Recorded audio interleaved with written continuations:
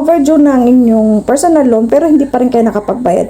Okay, so sa video ito mga lalabs, makikita nyo sa akin, overdue na ako kahapon pa pala, pero hindi pa ako nakapagbayad, nakalimutan ko magbayad. So ngayon, June 6 na, overdue na nga.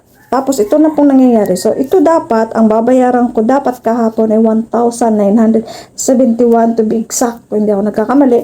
Ano ngayon, tinignan ko, naku po, July 6 na, June 5 pa pala yung due date ko, naging 3,909 na. So paano na ba ito ngayon? So susubukan natin mga lalabs kung pwede pa tayo magbayad lang ng 1,971. Okay? So, panoorin nyo po. Baka maranasan nyo din ito. Huwag po kayong magugulat. Huwag po kayong mataranta na bakit lumaki agad yung aking babayaran.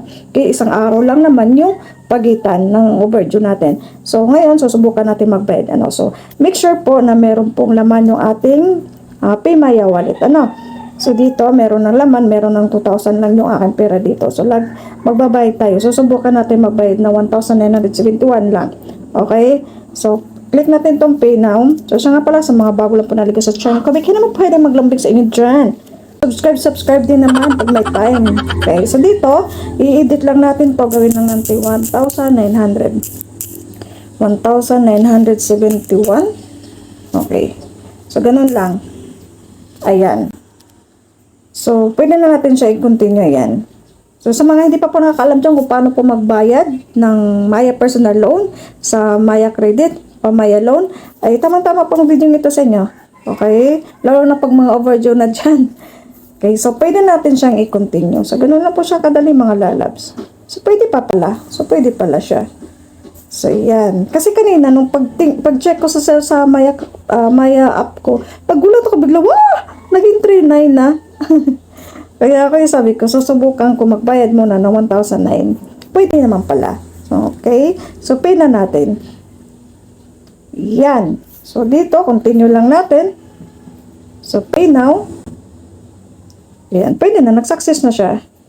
Okay. Screenshot natin para meron tayong patunay na nagbayad nga tayo. So, back lang natin. Refresh lang natin.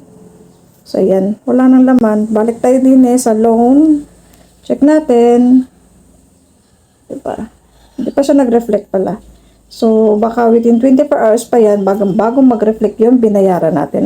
At least meron tayong screenshot. So, ganun lang po kadali mga lalabs kung paano magbayad ng ating loan, lalo na pag nag-overdue at bigla agad na mag-double agad yung ating babayaran. Dito, wag po tayo mataranta, dahil pwede naman pong bayaran muna yung ating pinaka per month na dapat bayaran. Okay? So, hanggang dito na lang po. Marami po salamat. You're welcome.